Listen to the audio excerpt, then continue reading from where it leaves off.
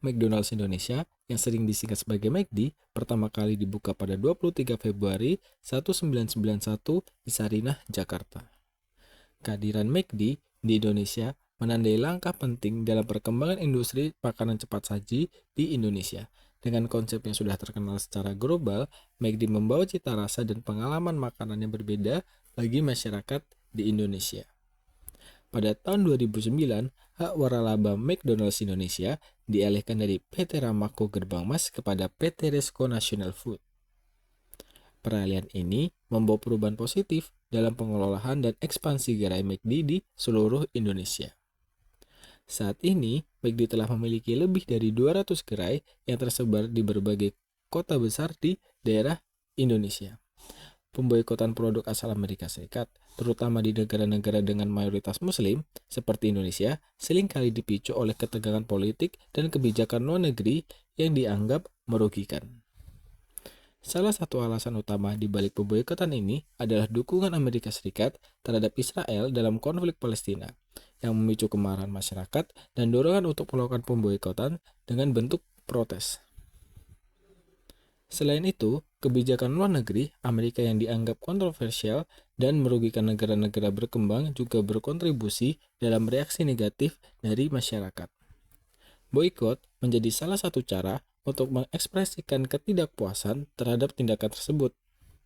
Masyarakat di seluruh dunia, termasuk Indonesia, berpartisipasi dalam boikot sebagai bentuk solidaritas global terhadap isu-isu kemanusiaan seperti konflik Palestina-Israel, sehingga menjadikan pemboikotan sebagai respon kolektif terhadap situasi yang dianggap tidak adil. Selanjutnya, kerugian finansial McDonald Indonesia yang mengalami penurunan pendapatan secara signifikan. Penurunan tersebut akibat dari pemboikotan yang dilakukan oleh masyarakat sebagai bentuk protes dan dukungan kepada Israel. Alhasil, McDonald melakukan penutupan 47 gerai sebagai upaya perusahaan untuk mengurangi kerugian yang terus meningkat dan mem-PHK ribuan karyawan dalam pemutusan hubungan kerja.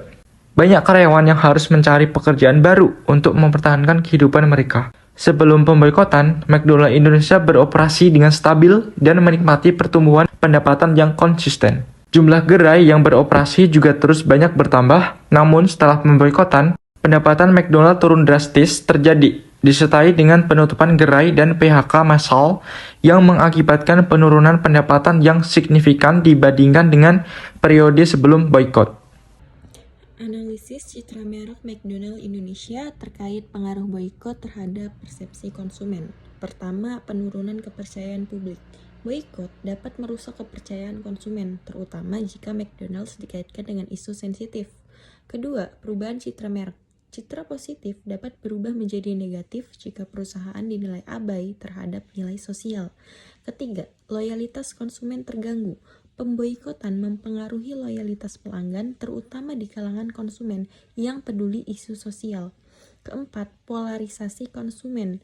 Boikot menciptakan perpecahan antara konsumen yang setia dan yang beralih ke merek lain.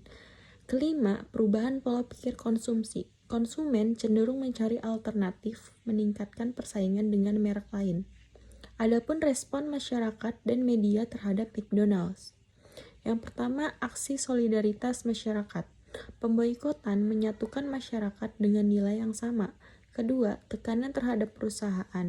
Boikot menjadi alat tekanan untuk meminta perubahan atau tanggung jawab. Ketiga, dampak media tradisional. Pemberitaan negatif memperbesar dampak boikot pada reputasi McDonald's. Keempat, peran media sosial. Kampanye viral di media sosial mempercepat penyebaran opini negatif. Kelima, strategi pemulihan citra.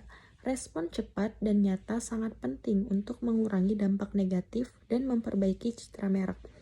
Intinya, boikot itu dapat mempengaruhi citra McDonald's Indonesia secara signifikan.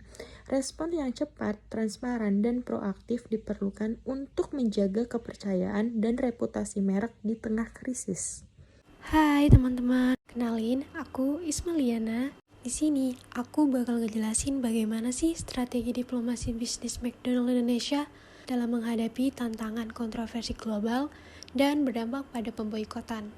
McDonald Indonesia telah menghadapi tantangan akibat kontroversi global mengenai dukungannya terhadap Israel. Hal ini tentu memicu gerakan boikot yang melibatkan konsumen yang merasa tidak setuju dengan posisi perusahaan tersebut. Lalu terkait permasalahan tersebut, bagaimana sih cara mengatasinya? Pertama, McDonald Indonesia menekankan pentingnya komunikasi yang jelas dengan pelanggan dan juga pemangku kepentingan.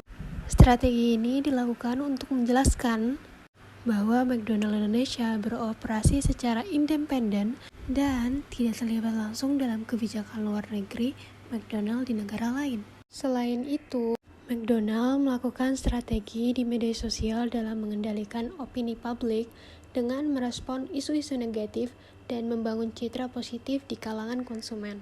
Dan tidak hanya itu, McDonald meluncurkan kampanye pemasaran yang lebih sensitif terhadap isu-isu sosial dan politik. Salah satunya kampanye dalam memberikan sumbangan ke partai politik yang menentang hak-hak LGBT.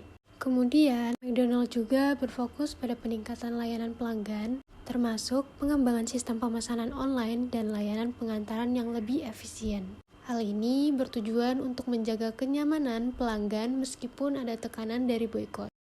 Jadi, strategi McDonald Indonesia bisa jadi contoh gimana mengubah tantangan menjadi sebuah peluang.